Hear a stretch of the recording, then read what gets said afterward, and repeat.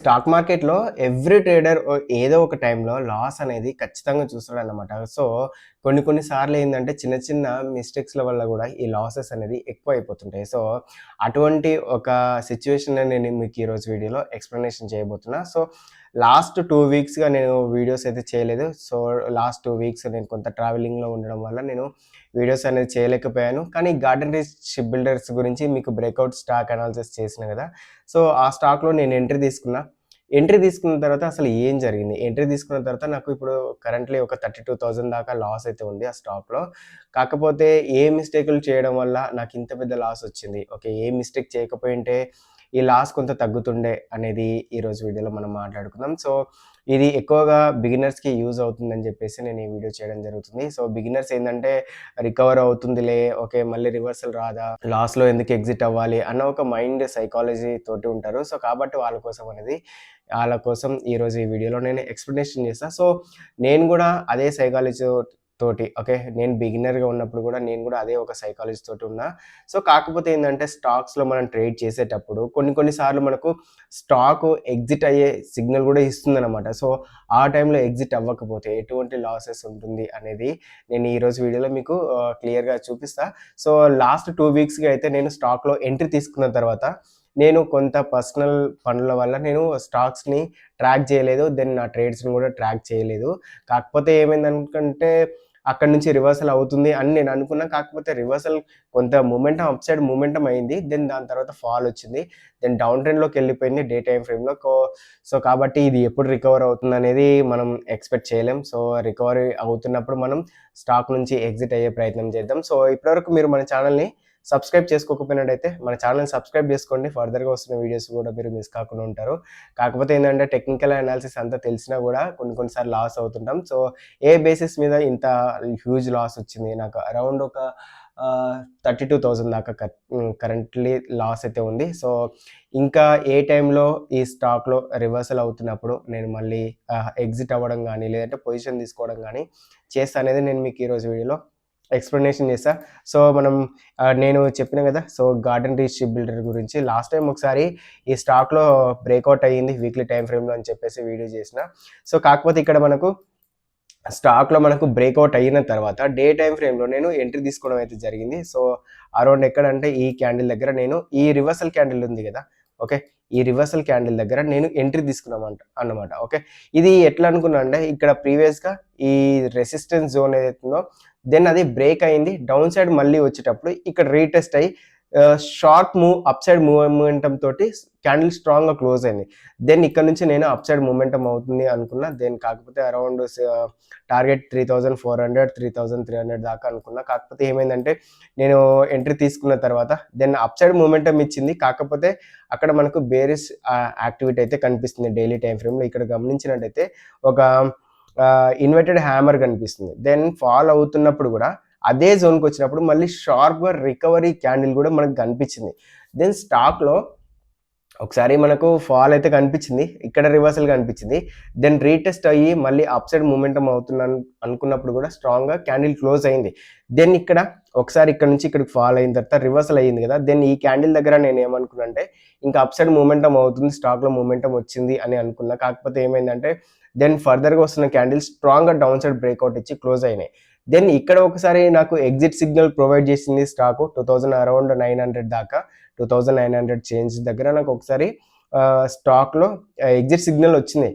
Then అక్కడి నుంచి fall అయినప్పుడు గూడా దెన్ మళ్ళీ రివర్సల్ అవుతున్నప్పుడు కూడా అరౌండ్ 2800 జోన్‌లోకి వచ్చి అక్కడ గూడా ఒకసారి సేల్ సిగ్నల్ ఇచ్చింది. దెన్ ఇక్కడ ఇది కరెక్ట్ సెల్ సిగ్నల్ అని మనం ఎట్లా ఎక్స్‌పెక్ట్ చేస్తామంటే దెన్ ప్రీవియస్‌గా ఈ రెసిస్టెన్స్‌ని బ్రేక్ అయ్యి క్లోజ్ అయింది. వస్తున్నప్పుడు ఇక్కడ రీటెస్ట్ కోసం చూసింది. రీటెస్ట్ కోసం చూసి అప్ సైడ్ మొమెంటమ్ ఇచ్చింది గదా! ఇక్కడ స్ట్రాంగ్‌గా డైలీ క్యాండిల్ స్ట్రాంగ్‌గా క్లోజ్ అయింది. ఈ డైలీ క్యాండిల్ స్ట్రాంగ్‌గానే క్లోజ్ అయింది. కానీ ఫర్దర్‌గా వస్తున్న క్యాండిల్ ఏదైతే ఉందో అది మళ్ళీ డౌన్ సైడ్ క్లోజ్ అయింది. దెన్ ప్రీవియస్‌గా ఉన్న గ్రీన్ క్యాండిల్ ఏదైతే ఉందో ఆ గ్రీన్ క్యాండిల్‌ని బ్రేక్ చేసి డౌన్ సైడ్ క్లోజ్ అవుతుందంటే హెవీ సెల్లింగ్ ప్రెషర్ తోటి మొమెంటమ్ ఆ క్యాండిల్ ఉంది కాబట్టి అది మనకు సెల్లింగ్ సిగ్నల్ అన్నమాట. సో, ఇక్కడ ఒకసారి సెల్లింగ్ సిగ్నల్ ఇచ్చింది. దెన్ ఇక్కడ ఎగ్జిట్ అయినా గూడా అరౌండ్ 800 జోన్‌లో కొంత లాస్ తోటి నేను ఎగ్జిట్ అయ్యేవాడిని. అరౌండ్ నా దగ్గర క్వాంటిటీ 70 క్వాంటిటీ ఉంది. నేను మీకు ఎంత లాస్ అయ్యింది అనేది మీకు స్క్రీన్‌షాట్ రూపంలో ఇక్కడ చూపిస్తా చూడండి. దెన్ అరౌండ్ ఇక్కడ మనకు ఒకసారి బేరిష్ మొమెంటమ్ ఇచ్చింది. ఇక్కడ ఒకసారి ప్రీవియస్‌గా ఉన్న జోన్‌లోకి ఎంటర్ అయ్యే ప్రయత్నం చేసింది. కాకపోతే మళ్ళీ మనకేమైందంటే దెన్ అక్కడి నుంచి కొంత రివర్సల్ అవుతూ ఓకే. ఇది కంప్లీట్‌గా బేరిష్ మొమెంటమే. ఒకవేళ వీక్లీ టైమ్ ఫ్రేమ్‌లో గనుక చూసినట్టయితే మనకు ప్రీవియస్ ఈ వీక్లీ క్యాండిల్ బ్రేక్‌ఔట్ అయింది కదా! బ్రేక్‌ఔట్ అయిన తర్వాత స్ట్రాంగ్‌గా క్లోజ్ అయింది. దెన్ ఫర్దర్‌గా వస్తున్న క్యాండిల్ డౌన్ సైడ్ మొమెంటమ్ అయింది. దెన్ కాకపోతే ప్రీవియస్‌గా ఉన్న రెసిస్టెన్స్ జోన్ ఏదైతే ఉందో అక్కడ సపోర్ట్ తీసుకుంది. కానీ ఈసారి అప్ సైడ్ మొమెంటమ్ అయ్యి డౌన్ సైడ్ స్ట్రాంగ్‌గా బ్రేక్‌ఔట్ అయింది. దెన్ ఇది కంప్లీట్‌గా బేరిష్ సిగ్నల్ అండ్ ఇది బేరిష్ మొమెంటమ్ అన్నమాట. సో కాబట్టి స్టాక్‌లో ఎటువంటి మొమెంటమ్ దెన్ ఇక్కడ నుంచి ఇక్కడ సైడ్ డౌన్ సైడ్ వస్తున్నప్పుడు డైలీ టైమ్ ఫ్రేమ్‌లో ఏం జరిగింది? ఇక్కడ నుంచి అప్ సైడ్ మొమెంటమ్ అవుతున్నప్పుడు ఇక్కడ వీక్‌నెస్ కనిపించింది. ఈ గ్రీన్ క్యాండిల్ ఉంది కదా! ఇది కూడా ఇన్వర్టెడ్ హ్యామర్. దెన్ ఇక్కడ మనకు వీక్‌నెస్ కనిపించింది. ఫర్దర్‌గా వస్తున్న క్యాండిల్‌లో కూడా మనకు వీక్‌నెస్ కనిపించింది. దెన్ దాని తర్వాత వస్తున్న క్యాండిల్‌లో మనకు కన్ఫర్మేషన్ కనిపించింది. ఓకే. ప్రీవియస్‌గా ఉన్న ఈ వీక్‌నెస్ క్యాండిల్స్ ఏవైతే ఉన్నాయో సో వాటిని బ్రేక్ చేస్తూ స్ట్రాంగ్‌గా డౌన్ సైడ్ క్లోజ్ అయింది. దెన్ ఇక్కడ మనం సెల్ ఎంట్రీ తీసుకున్నా కూడా ఈ మొమెంటమ్‌ని క్యాప్చర్ చేసేవాళ్ళం. దెన్ కాకపోతే మనం స్టాక్‌ని హోల్డ్ చేస్తున్నాం కదా! దానివల్ల ఈ మొమెంటమ్ ఏదైతే ఉందో ఈ మొమెంటమ్‌లో నాకు హెవీగా లాస్ అయితే అయ్యింది. అరౌండ్ 10,000-20,000 ఎక్స్‌ట్రా లాస్ వచ్చింది. ఒకవేళ ఇదే జోన్‌లో 800, 2,850 జోన్‌లో ఒకవేళ ఎగ్జిట్ అయినుంటే అరౌండ్ ఒక 5,000-7,000 దాకా లాస్ ఉంటుండే. కాకపోతే నా వ్యూ అలా లేకుండే అప్ సైడ్ మొమెంటమ్ ఉంటుంది అనుకున్నా. కాకపోతే కొన్ని సార్లు వ్యూ రాంగ్ అవ్వడం అనేది common thing. Okay. Every trader ఇటువంటి వాటిని ఫేస్ చేసే ఉంటాడు. కాకపోతే బిగినర్స్ ఎవరైతే ఉన్నారో సో వాళ్ళ కోసం అనేది నేను వీడియో చేయడం జరుగుతుంది. కొన్ని సార్లు ఏమైతాయంటే బ్రేక్‌ఔట్ అయిన తర్వాత అప్ సైడ్ మొమెంటమ్ అవుతూ దెన్ సడెన్‌గా ఫాల్ అయితే అవుతాయి. ఓకే. నేను గమనించిన దాని ప్రకారం అయితే అన్ని డిఫెన్స్ స్టాక్స్‌లో కూడా ఆల్మోస్ట్ ఫాల్ అయితే కనిపించింది. లాస్ట్ 2 వీక్స్ నుంచి మనకు పెద్ద మొమెంటమ్ అయితే ఏం లేదు. దెన్ అన్నిట్లో కొంత ఫాల్ ఉంది. కన్సాలిడేషన్ ఉంది. ఓకే. హిందుస్థాన్ ఏరోనాటిక్ గాని మిగతా స్టాక్స్ ఏవైతే ఉన్నాయో డిఫెన్స్‌కి సంబంధించిన స్టాక్స్ ఏవైతే ఉన్నాయో వాటిలో ఎందులో మొమెంటమ్ లేదు. ఎంటైర్ సెక్టార్‌లో కూడా మనకు కన్సాలిడేషన్ కనిపించి ఫాల్ కనిపిస్తుంది. ఓకే. మనం ఒకవేళ ట్రేడ్స్ ఫర్దర్‌గా కన్ఫర్మేషన్ ట్రేడ్స్ తీసుకోవాలనుకుంటే గనుక ఎంటైర్ సెక్టార్ ఏ విధంగా పెర్ఫార్మెన్స్ చేస్తుంది, ఎటు సైడ్ మూవ్ అవుతుంది అనే దాన్ని బట్టి కూడా మనం ట్రేడ్స్ అనేవి తీసుకోవచ్చు. సో రేపు వీడియోలో ఎంటైర్ సెక్టార్ టు స్టాక్స్‌లో ఎలా ట్రేడ్ చేయొచ్చు అనే ఒక వీడియో అయితే చేయడం జరుగుతుంది. సో ఆ వీడియోని మీరు మిస్ కాకుండా ఉండాలంటే మన ఛానెల్‌ని సబ్స్క్రైబ్ చేసుకోండి. అదే మనం ఈ స్టాక్ విషయానికి వచ్చినట్టయితే ఇందులో నాకు హ్యూజ్ లాస్ అయితే కనిపించింది. దెన్ ఇక్కడ మనం ఒకవేళ డైలీ టైమ్ ఫ్రేమ్‌లో అనాలిసిస్ విషయానికి వచ్చినట్టయితే ప్రీవియస్‌గా మనకు ఇక్కడ ఈ జోన్ ఏదైతే ఉందో 2500 జోన్ ఉంది కదా! ఈ జోన్‌లో మనకు సపోర్ట్ తీసుకొని స్టాక్ బ్రేక్‌ఔట్ ఇచ్చింది. దెన్ బ్రేక్‌ఔట్ ఇచ్చింది. అప్పుడు మనకు హైయర్ లో పాయింట్ ఏదవుతుంది 2500 జోన్ ఏదైతే ఉందో అది మనకు హైయర్ లో పాయింట్ అవుతుంది. దెన్ ఇప్పుడు ఆ హైయర్ లో పాయింట్ ఏదైతే ఉందో అది స్ట్రాంగ్‌గా బ్రేక్‌ఔట్ అయ్యి డౌన్ సైడ్ మూవ్ అవుతుంది. దెన్ ఇది ఫర్దర్‌గా వస్తున్నప్పుడు అరౌండ్ 1700 జోన్ ఈ జోన్‌లో మనకు సపోర్ట్ తీసుకునే ఛాన్స్ అయితే ఉంది. దెన్ అక్కడి వరకు ఫాల్ అయితే అయ్యే ఛాన్స్ ఉంది. లేదంటే ప్రీవియస్‌గా ఇంకొక దగ్గర 2300, 430 ఓకే. 2300 జోన్‌లో మనకు ఒకసారి మళ్ళీ సపోర్ట్ తీసుకొని అప్ సైడ్ ర్యాలీ అయ్యే ప్రయత్నం అయితే జరిగింది. స్టాక్ ఎక్కడ సపోర్ట్ తీసుకొని మళ్ళీ ర్యాలీ అవుతుందనేది మనం గమనించాలి.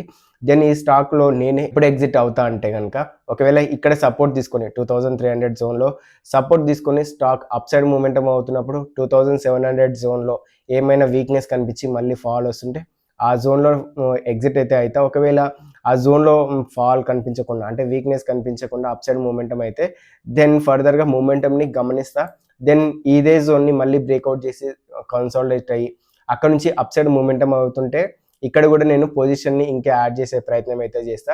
దెన్ ప్రీవియస్‌గా బ్రేక్‌ఔట్ స్టాక్ చేసిన కదా! ఆ వీడియోలో నేను ఫైనాన్షియల్స్ కూడా ఎక్స్‌ప్లనేషన్ చేయడం జరిగింది. ఓకే. ఇన్‌కమ్ స్టేట్‌మెంట్‌లో మనకి ఎంత ప్రాఫిట్ వచ్చింది, ఎంత లాస్ వచ్చింది అనేది నేను ఎక్స్‌ప్లనేషన్ అయితే చేశాను. సో రేపటి వీడియోలో సెక్టార్‌ని ఎలా అనాలిసిస్ చేయాలి, దెన్ దాంతో పాటు స్టాక్స్‌ని ఎలా అనాలిసిస్ చేయాలి, ఓవరాల్‌గా